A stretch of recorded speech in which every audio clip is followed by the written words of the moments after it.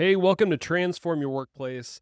This is the podcast where we give you real stories, strategies, and ideas you can put into action to create a better workplace, one that people actually want to be a part of. This show is powered by Xenium HR, and at Xenium, we believe every business deserves HR that actually fits. That's why we offer custom HR solutions designed around your people, challenges, and goals. No one-size-fits-all, no cookie-cutter programs, just the right mix of strategy and hands-on support so you can focus on what matters, running and growing your business. If you've ever thought, we don't have the time or expertise to do HR the way we should, that's exactly where Xenium steps in. Learn more at xeniumhr.com. All right, now let's dive into today's conversation. My guest is Sarah Harris. She spent over 20 years as a licensed clinical social worker before turning her expertise toward leadership and workplace culture. In this episode, Sarah and I talk about the small, simple things leaders can do every day to support employee well-being, how stigma and misunderstanding around mental health keeps leaders and employees from being their best, and how to change it, the signals of burnout you might be missing and what you need to do before it spreads, and why psychological safety is a daily practice. After listening to this conversation, you'll walk away with actionable ideas you can put in place tomorrow to build healthier, more human workplace cultures. Here's my conversation with Sarah Harris.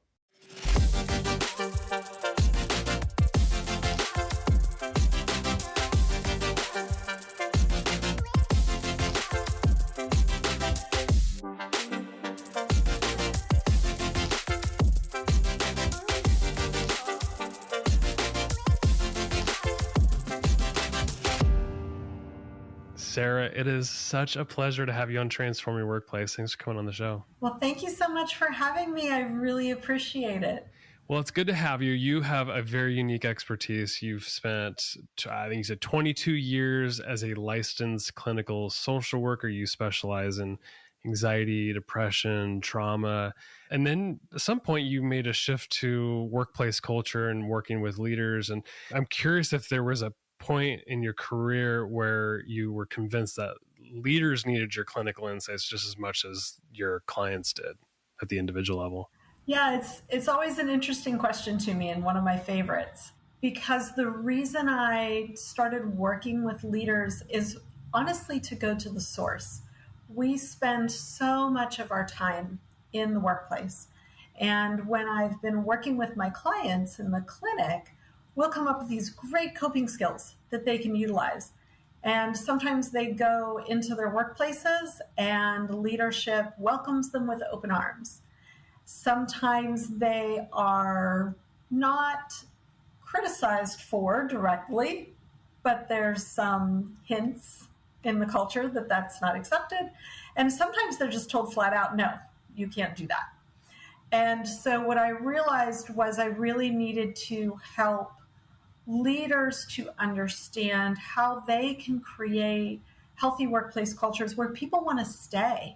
Because one of the things that I'm not sure that leaders always recognize is that if they have employees in their workplace, their employees want to work, and that they just need some modifications sometimes to be effective and productive employees.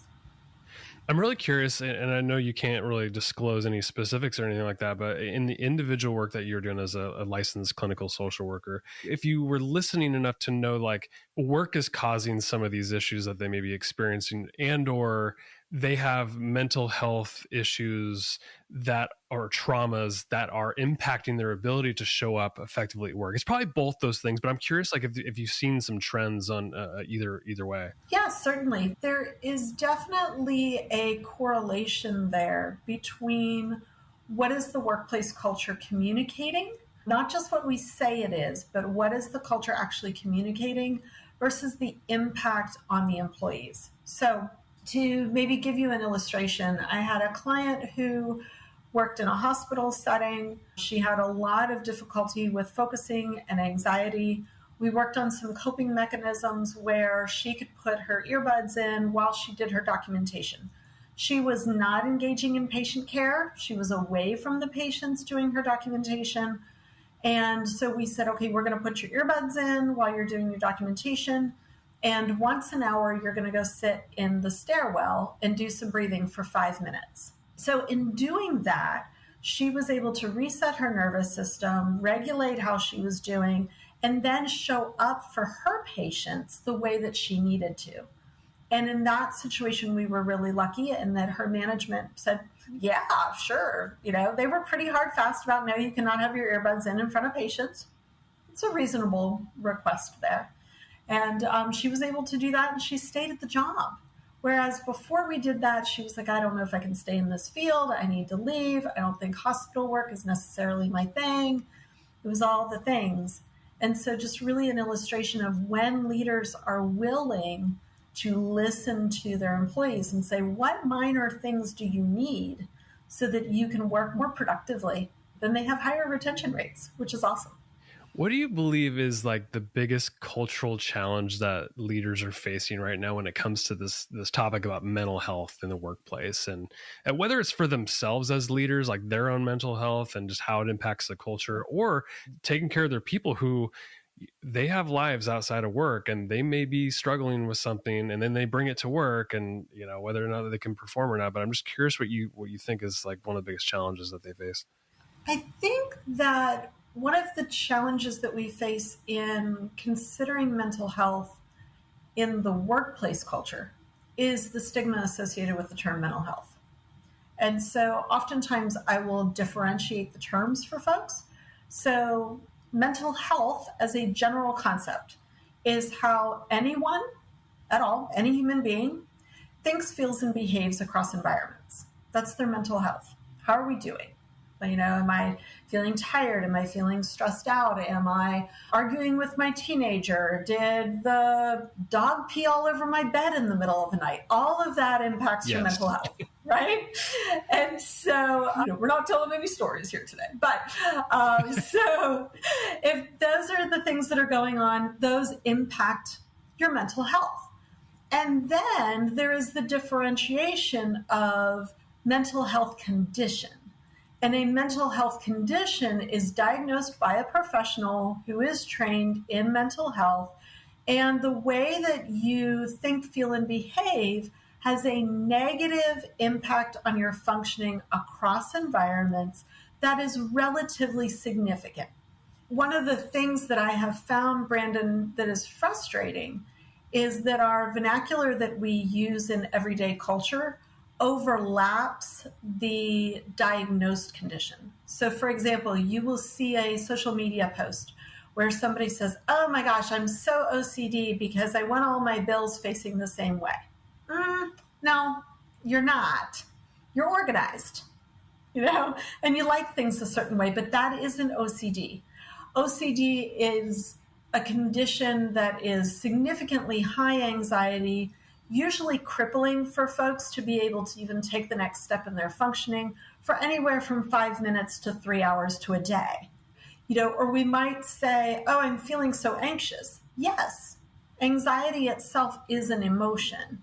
An anxiety disorder is something different. It is pervasive. It negatively impacts your ability to function in interpersonal interactions with folks.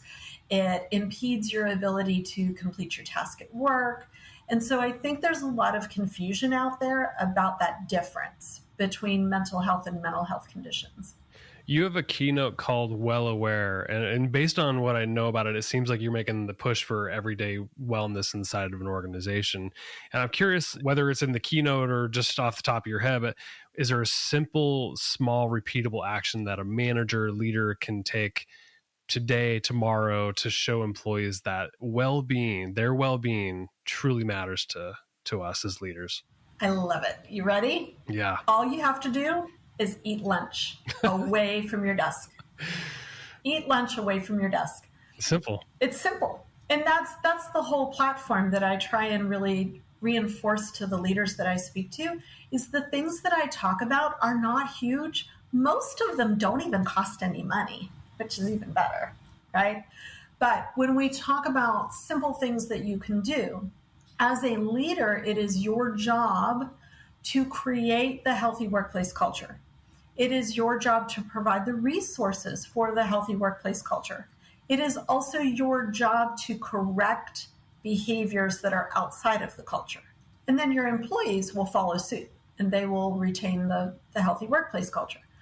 So if you are a leader and you say, yes, in our culture, we value downtime, we value time off, but I come to your office at 11:30 and you're sitting there scarfing down your chicken noodle soup while you're typing your emails out, you're not communicating the workplace culture that you're promoting. So I want you to pick up your bowl of soup and take it to a lounge space in the office. I want you to take it to a break room space. I want you to take it outside. I want you to take it somewhere. And for 20 minutes, sit down and eat your soup. Don't answer the emails. Don't answer direct messages. None of that. Have a conversation. Eat your soup, but not at your desk. I love it. I love the simple things too, because for repeatable stuff, that if it's complex, it's probably not, it's going to happen one or two times and then you're done. But repeatable stuff like taking your food outside, even if you work from home, just step away from your desk, go outside if you can, go to your kitchen table, whatever you can, just step away, take a break. And then I think for leaders too, modeling that behavior is really important too, because they're always watching. Yeah. Yeah. And I love that you mentioned that and reinforced it. Your employees are always watching. And so again, making sure that what you are doing as a leader in your behaviors is reinforcing the workplace culture that you're trying to cultivate. Because if you're not doing that, they're not going to believe you that is truly, it's just the slogan that's in the paperwork that they signed at the beginning when they onboarded. That's all it is. It doesn't mean anything. I think you wrote this somewhere, but I also believe it myself. But people tend to leave organizations when they don't feel valued anymore.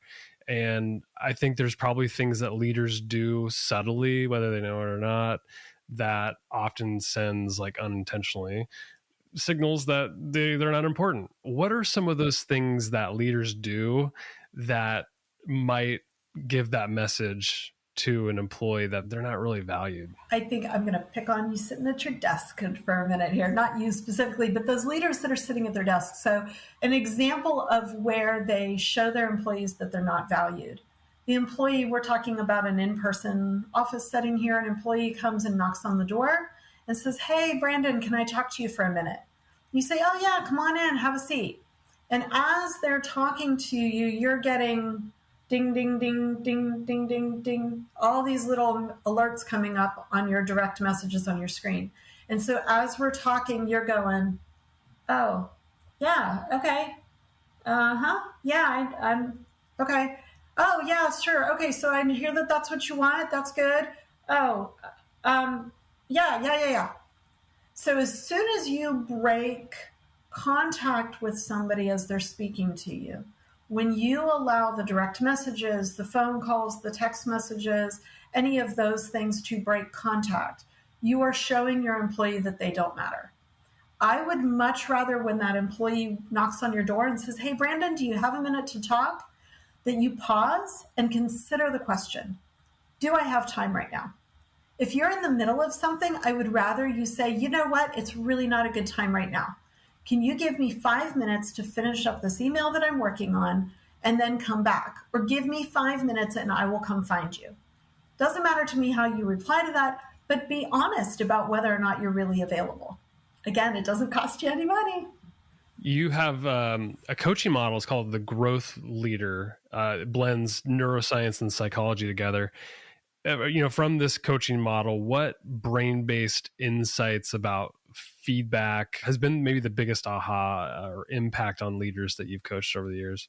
I think the biggest aha comes out of polyvagal theory. It is one of my favorite psychological theories. I know that, yes. I was reading a book on polyvagal theory. Oh, excellent. Well, then you're familiar with it, but it's one of my favorites. One of the components, not the whole thing, but one of the components of polyvagal theory is the idea that our nervous system speaks to the other person's nervous system, and it's all subconscious.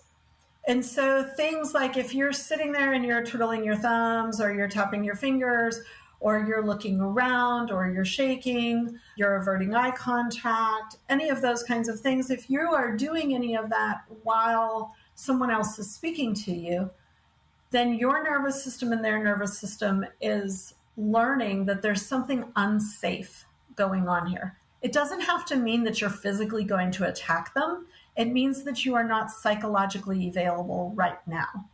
When I talk with leaders about psychological safety, I talk about it from the polyvagal perspective and teaching them how to notice their own nervous system and how it's feeling, as well as reading the nervous system of the person that they're speaking to.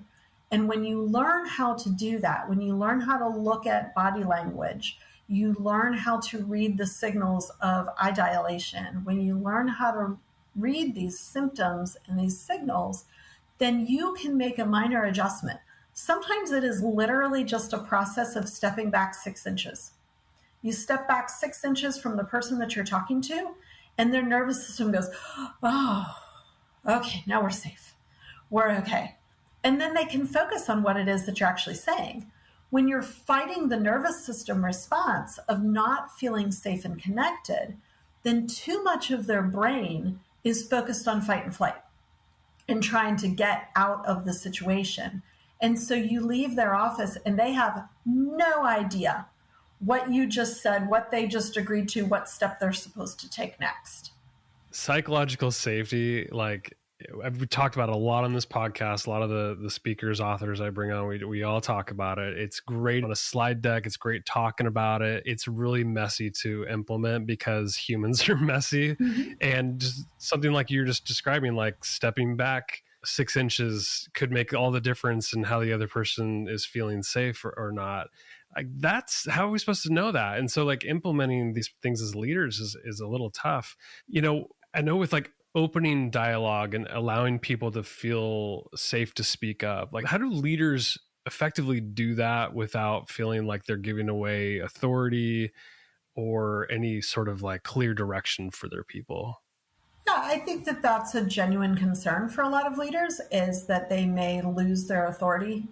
But what I would remind them is that you get to make the final decision. And by acknowledging that as a leader, you do not know all, but you have a team that collectively knows a lot. And so when you can approach with that mindset, so for example, if there is a productivity issue, coming to your team and saying, hey, I've noticed that we're having a decrease in productivity in this area. I am interested in, where do you guys feel like the bottleneck is happening? Where are the places where your part is struggling to meet deadlines? What things are getting in your way? How can I support that? Listen to the feedback. And this is where feedback loops come in. So listen to the feedback. Give it back to them. This is what I heard you say. And then take it back to your office, contemplate, make a decision, decide what you want to do next, and then present your decision back to your team. So that looks like, hey, in our meeting, you guys said X, Y, Z. I considered those things. We can't do X because of budget. We can do Y and Z with these modifications. So this is what we're going to do next. And so now I have shown my team, I acknowledge that I am not the expert in everything, which is a good leader. A good leader recognizes that they are not the expert in all things. And so when they acknowledge that they are not the expert in all things and rely on their team, who they hired because they are an expert in their thing, then you get people who want to stay. Burnout. I think it rarely starts with a flame. It's probably more like a flicker. So what yellow flag behaviors should leaders watch for when it comes to burnout, whether it's in themselves or in their teams before burnout like spreads throughout the whole team? Mm-hmm. And burnout is one of those things that there's a lot of chatter about it. And there's a lot of fix-it things that are out there. I think that the things that you can be looking out for with burnout are the subtle things. So there's increased errors. So if you're running reports and someone forgot to transfer over a column of data, or they put it in the wrong part, and they don't typically do that. I'm going to pause. I'm going to say, hey, because everybody makes mistakes. So sometimes if it's happened once, you go, okay, that was a bad day. If it's happening more frequently, I'm going to notice. And I'm going to pause, I'm going to check in and say, hey, why are we having more errors, right? You're also going to look for tardiness. I used to work for one boss who used to laugh at me. I had to clock in. And sometimes I would actually forget. I'd walk past the clock coming in the door, still forgot to swipe my card and actually clock in. And so I'd have to go down to her office and say, hey, can you clock me in for today? I missed my clock in time. And she laughed because she said, you always clock in within 3 minutes of the previous day. You're always within the same 3 minutes. You know, it's 7 o'clock, 7:01, 7:02, 7:03, somewhere around in there, you're clocking in. Sure, I'll do that. So if you have that employee, and now that employee is clocking in at 7:10, at 7:15, they're not late enough that they're causing major disruption, but they're late. They're later than normal. The other thing that you can watch out for is a lack of interest in the work, in the field, in just kind of life. You know, if somebody's just kind of looking like they're doing the grind because that's what they have to do to pay their bills, and they've been more engaged, they've been more attentive in meetings, and they look like they've kind of checked out, you probably have a pretty big fire of burnout going there. You champion reflective leadership. What quick reflection routine could a time-pressed leader who's in back-to-back Zoom calls like weave in between those meetings? So I think I try to practice two. My first one is checking in every transition. So if you move about a space, check in with yourself every time you walk through a door. If you tend to stay in one place, check in with yourself before you transition to the next thing. And the check-in is really simple. It's one hand on your chest, one hand on your stomach, 3 exhales, 4 inhales. So you're going to inhale to the count of 4, and you're going to exhale to the count of 6. And when you do that, it gives your body a time to reset. Whatever you just finished with gives your system a time to go, okay, that thing is now done, and now I'm going to move on. The other thing is, at the end of a day, I would love to see leaders who ask themselves, who did I connect with today, and what did I learn from that connection?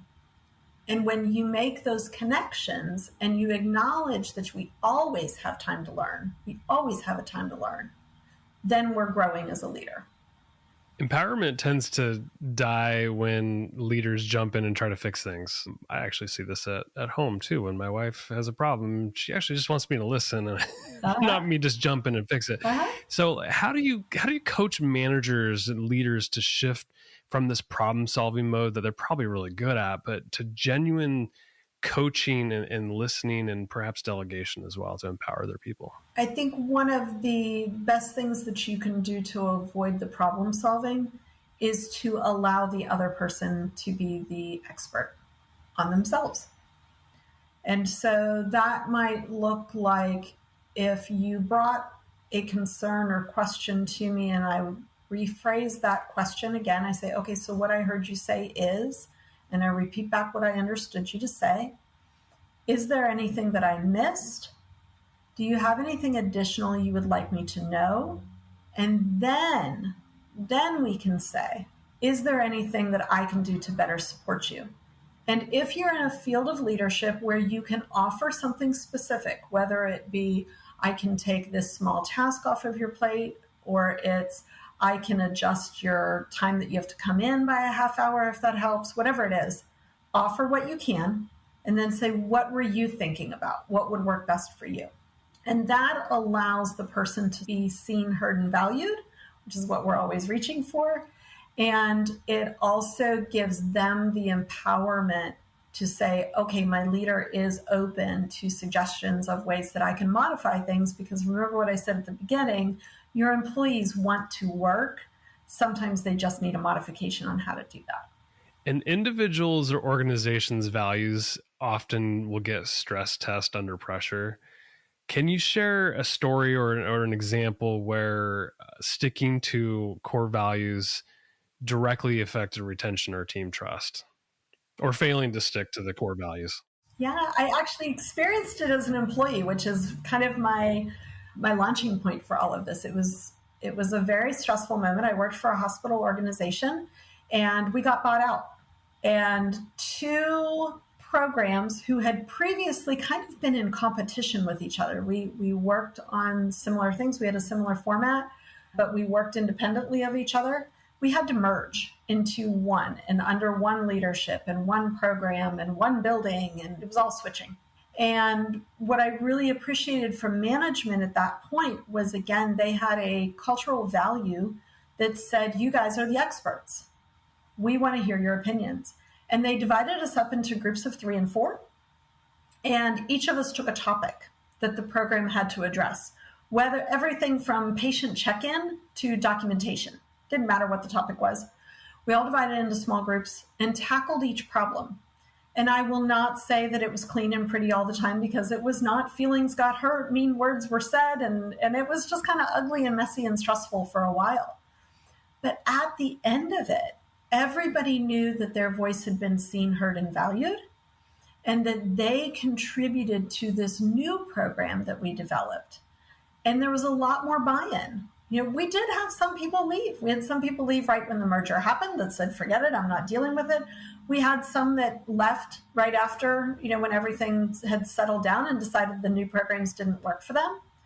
But for the most part, most of those clinicians that I worked with were there for 10 plus years, which is just unheard of in the mental health field.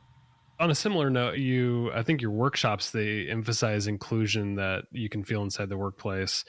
What small experiment or example could you share that listeners could run this week to make their culture feel more psychologically welcoming to others? I really go back to the listening. When you are trying to create psychologically safe settings, we want to go back to listening. So you want to stop, gather up a couple of your employees, and start the conversation with your own vulnerability as a leader. And so what that looks like is something like hey, I know there's always room to grow. Where are the hiccups that you guys are finding in what we're doing around this particular area? Pick a topic. And just sit back and listen. Just sit back and listen. Don't try and problem solve. Don't try and go into but we've always done it this way. That's one of the blind spots in leadership, is the loyalty to the way it's always been done. And so we really want to step back and just listen and ask your employees, what's working for you? What's not working for you? And sometimes it really is something simple, basic. In that same setting that I was just referring to in the hospital, we realized that just by adjusting who took a new patient to the next phase of their orientation to the program was completely changed the system. Completely changed the system. The front desk person didn't have to leave her desk to walk the patient to another area, thus leaving the front desk completely open, completely vulnerable, and the next person that walked in thought that we didn't have a front desk person. And so we simply said, oh, well, the one who's doing the next component will get a phone call in their office to come pick the person up. Okay, let's do that. And it worked great. So, like I said, these are not usually really big shifts that people are asking for. They know that. They know that your corporation doesn't have the money to make a big, huge shift. They know that you may not have the money to hire a bunch of more staff. They know all of that. They know that. So trust them. Trust that they can come up with solutions that work for your workplace. Sarah, I read that you like to recharge by listening to 80s jams and get some massages, go for dog walks. When you coach leaders who may be secretly fearful that stepping away to do some of these things that you do, like listening to music, massages, dog walks, that might make them look less committed. What do you say to those leaders who are fearful of that? I would love to say don't be afraid, but that's really not validating their experience, right? I think that the thing that I would say to those leaders would be, again, going back to our conversation earlier about modeling. Model what you want the culture to be. So if your culture is saying, I see that you are bigger than your employee status. So if you want to go take a walk, if you want to listen to music, as long as it's not disruptive to getting the work done, then by all means do that. If you need, here in Georgia, we are in the throes of really hot summer right now, and a lot of kids are not in school, and so they're in summer camp programs and things like that. Okay, so if you need to adjust your work schedule a little bit, if that works for your workplace, and it helps to maybe come in at 7 instead of 9 and leave at 3 instead of 5 so that you can be home for your kid that was in this half-day program, let's do that. Let's start promoting people first and not employee first. Sarah, to close, I always like to ask this question to my guests. What's one experience, person, or idea that's most shaped the way you think about leadership or transforming workplace culture? And how do you think this still influences you to this day? I think that the idea that has really shaped me is the lingo of work-life balance. And I am an advocate for throwing out that phrase. And that might sound controversial, but the reason why I want to throw it out is because when we think about work-life balance, we're trying to reinforce that old adage of leave it at the door. And work is part of our lives. So to try and separate those two things is not realistic. And so I really want to promote life balance and not work-life balance. And helping people to say, okay, whatever's going on at home, in my community, in my country at large, is going to impact how I'm functioning today. And when our workplaces can acknowledge that, then we all feel a lot more psychologically safe. It's well said, Sarah. Sarah, I so appreciate you coming on the podcast, sharing your wisdom. Where can people learn more about you, connect with you if you're okay with that? Feel free to share any of that. Yeah, I would love to. So I am very active on LinkedIn. You can find me under Sarah Harris on LinkedIn. And I believe that Brandon's going to put that link in the show notes as well. I am also very active on my website. So sarahharrisspeaks.com is the website. And there you will find links to other podcasts that I have been on, event postings about kind of what's going on, and just kind of the place to also see that I have a book launching this fall where we are going to be working on understanding our culture garden and how to cultivate it. So the book is called The Culture Garden, and it is scheduled to launch the early fall. Well, we might have to have you back in the fall then. My guest today has been Sarah Harris. Sarah, thank you so much for coming on. Thank you so much for having me, Brandon. It's been a lot of fun.